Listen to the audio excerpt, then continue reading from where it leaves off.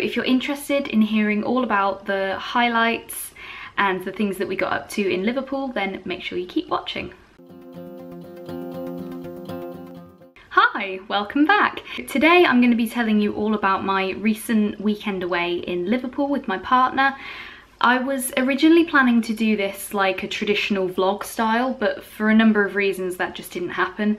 So what I'm going to do is I'm going to do it more of a review style, and I'll insert some of the footage that I filmed here so you can still see kind of what I'm talking about. This whole trip was centered around a birthday present to him, and the history actually goes back a bit longer even than that. So I had booked for us to go and see School of Rock, the musical.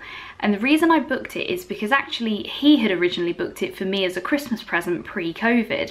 The show actually ended up closing in London before we were able to go and see it, and so we rearranged and went to see Phantom of the Opera instead. But because he thought it was something we both enjoy, I decided to steal his idea and book to see the School of Rock tour in Liverpool. I've never been to Liverpool, but my partner lived there for 3 years when he was at university, and he says it's his favourite place in the UK, so it seemed like the perfect opportunity for us to go. So we both booked the Friday off work because we were going to see the show on the Friday night, and in terms of timing to get there it'd be a bit tight. So we had a nice relaxing morning, albeit we did have to pack, and then we decided to get some lunch on the way there with the intention that we'd then get dinner when we were in Liverpool that evening. We went to go to the local McDonald's, and this was at probably about midday, and the queue was outside of the drive-through and there was nowhere to park in the car park. It was chaos. It's a Friday, why aren't these people at work? So we ended up just stopping off at a service station to have a Burger King. That was nice. I haven't had Burger King in a few years, so it was nice change really. We then got on our way to Liverpool. The traffic was generally fine, albeit we did get caught up in some around Warrington, which is not too far from Liverpool, but we made it in reasonably good time even so. We were staying at a travel lodge, and I think it was called Liverpool Docks. It's not near the touristy section of the docks, it's about a 10-minute walk away. And it was okay. I booked a couple of months before the day, and the cost of the hotels was so expensive, and this one was a bit cheaper, so I decided to go for it. To be honest, it was a bit old and tired and just needs a bit of TLC, I think. It was fine for what we needed it for, but it wasn't as nice as Premier Inns are, and they're kind of on the same level. So that was a bit of a shame, but at the end of the day it was just somewhere to sleep, so it did the job. So once we had unpacked, we walked up to the city centre. It was about a 15-20 minute walk, and we just went straight up past the docks essentially to get into the city centre.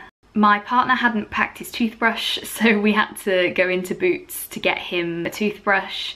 I also managed to get an absolute bargain on a couple of things. As we were stood in the queue, I just noticed that a couple of things were 40% off, so I had to pick them up. So the first thing was this No. 7 micellar water. And then the other thing was No. 7 biodegradable cleansing wipes. They were both marked as 40% off, and it cost about £7 for both of them. And I think they are both individually usually about £7, so that works out about right. The face wipes I'm already planning to use when we go on holiday. I tend to use reusable makeup removing cloths when I'm at home, but obviously when you're abroad you haven't got the washing facilities essentially, so I'm going to use those face wipes when we go to Thailand later this year. After that we popped into the Lush store. I used to be an absolutely massive obsessive Lush fan, so I've already tried a lot of the products, but I knew from kind of the few people that I still follow on Instagram and stuff that the Liverpool store was like a massive new flagship store, so I wanted to pop in and just see if there was anything exclusive. I think there were a couple of things that are exclusive to like Liverpool, Oxford Street, Birmingham, and possibly one in Japan that's another like flagship store. The only thing that I picked up was, I think it's called Minimosa. It's a shower oil.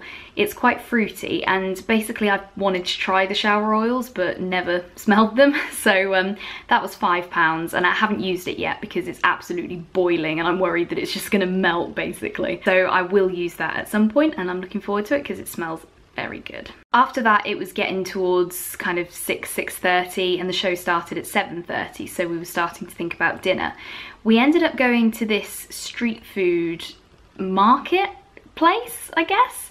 It was all indoors, but you have lots of like individual cuisines and restaurants and stuff all around, and then the central area was just seating that people could sit at regardless of where they'd ordered from. I decided to go for Mexican. I had enchiladas with a little salsa and spicy rice on the side. The rice was too spicy for me, but the enchilada itself was really good. The salsa was really nice as well. The only thing was it was very, very busy, and also we didn't realise you could order to your table, so we hadn't noted down our table numbers. So we were just waiting. So basically I went and ordered mine while my partner was sat down kind of holding the table. I was waiting for about 15 minutes. Eventually I went and sat down and ate while he was waiting for his food, and then I'd finished by the time he came back. So that was a bit inconvenient, but we learned our lesson. After that we went up to the theatre. It was the Liverpool Empire Theatre, which was about 5-10 minutes round the corner, so that was really convenient. The theatre itself was beautiful and it was absolutely huge. In terms of the show itself, I really enjoyed it. My other half did enjoy it, but not as much as me, I think. I would go and see it again, to be honest. I did really enjoy it. One thing to say is that I think this is the first show I've ever seen where they've had a show stop because of a technical malfunction.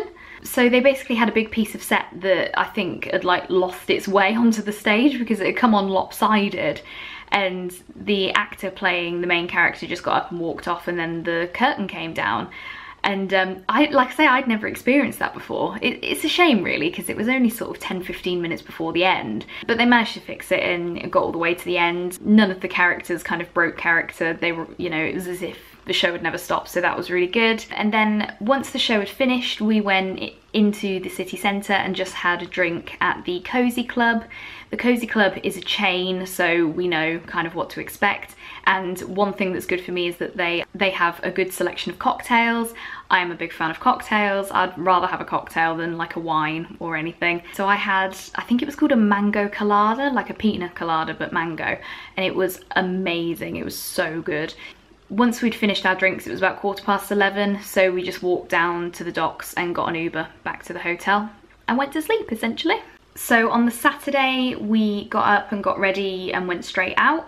We went to a place called Clockworks for breakfast, which my partner had found on, I think, just Google Maps, but said it had really good ratings. He had basically like a full English, and I had halloumi and avocado on toast with cherry tomatoes, and it was supposed to come with eggs, but I don't like eggs, so I got these potato patties, I guess, instead. It was really good and it was very, very filling. My partner described the breakfast as fantastic. He is usually very apathetic when it comes to food. It takes a lot to impress him, so that just goes to show how good it was. We had tried to go to this place that I think was called like the Brunch and Cocktails Club, but essentially they said they were fully booked and they didn't know how long it was going to take to wait, so we didn't go there, but obviously that ended up being quite good really. As I mentioned, my partner previously lived in Liverpool for 3 years, and so he's still got some friends that live there, and he'd arranged to meet them for a drink at about lunchtime. So once we finished our breakfast, we popped into the city centre because I had something to return to CEX, and then we walked down to a place called Phase 1 to meet his friends. I had a strawberry daiquiri, which was lovely. It was quite small, but it was fine. And we were there for a couple of hours with his friends. I'd never met them before, so it was nice to kind of put faces to names and to find out a bit more about them. After that, we went down to the docks and we went into the Museum of Liverpool. It's free to enter and it was really interesting. I like that it kind of focused on the history of the city particularly, which I guess it would be called the Museum of Liverpool. So there was a section on how the Blitz affected Liverpool. There was a section just on like all the famous people that have come from Liverpool. And this might sound weird, but there was this really interesting section that was about an overhead rail line that Liverpool used to have to basically take people up and down the docks. And I asked my partner if it still existed, and he said he didn't know, but it turns out it had been destroyed in like the 1950s, so the answer was no. But it's a shame because that sort of thing would have been really convenient to just be able to take you up and down the waterfront essentially. But they had a carriage from when that rail existed, and I think it had been refurbished, and it was really cool to see. It was proper like Harry Potter oldie worldy, so that was really cool to see. So we were in the museum for about an hour. That was quite interesting, and then we walked down and through the Albert Dock, which is the one that's got most of the stuff there. They've got a Tate museum, it's got coffee shops, restaurants, all sorts of stuff. We didn't pop in anywhere, we just kind of walked through because there was nothing in particular that either of us wanted to do, and we were still full from breakfast at this point. We popped out past the Beatles Museum and went towards the Liverpool Eye, which was really interesting to see. I've seen the London Eye, although I haven't been on it, but it looked like the Liverpool Eye was going really, really quickly. We ended up going back into the city centre, and my partner said he wanted to take me via the Cavern Club, which is where the Beatles, and I think Cilla Black as well, used to play kind of before they were big. So we went past, and it was essentially loads of bars that are clearly trying to like associate themselves with the Cavern Club. It was so loud, and this was at like, you know, 4 in the afternoon on a Saturday. People were very drunk. On a side note, there are so many hen do's and stag do's in Liverpool. But anyway, we went into a pub called Flanagan's Apple to have a drink. I was so full I couldn't fit anything else in my stomach, so my partner just had a pint of beer and then we kind of left again. We went into the city centre to the Liverpool One section, which is where all of the shops are. We popped into Next to have a look round. I didn't buy anything. They had a massive sale on, but I really struggled to find stuff in Next, so that was a bit of a shame. My partner found a shirt, so I suppose that was good. From Next, we got a fitted sheet for the bed, which is not very exciting, but also got this nice clock, which you can see was in the sale. So it was £35 down to £11.50. However, I don't know if you can see, but the second hand's broken. There are drawers under here, by the way. So it's a bit of a shame that the second hand's broken, so I'm gonna have to take that back. We then went up to the TK Maxx.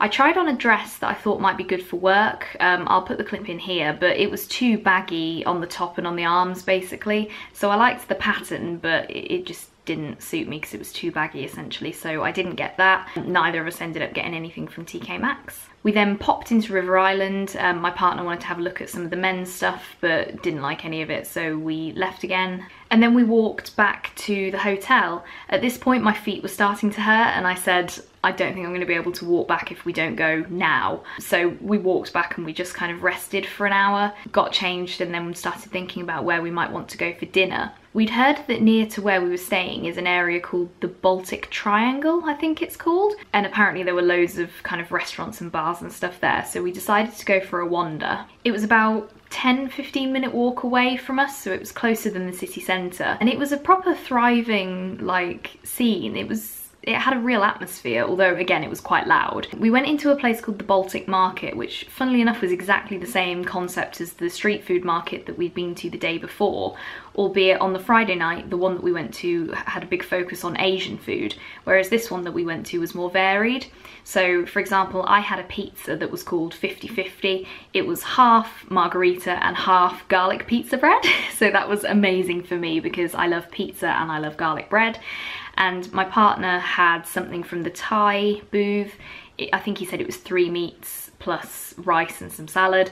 He really enjoyed that and we both preferred that one to the street food that we had the night before.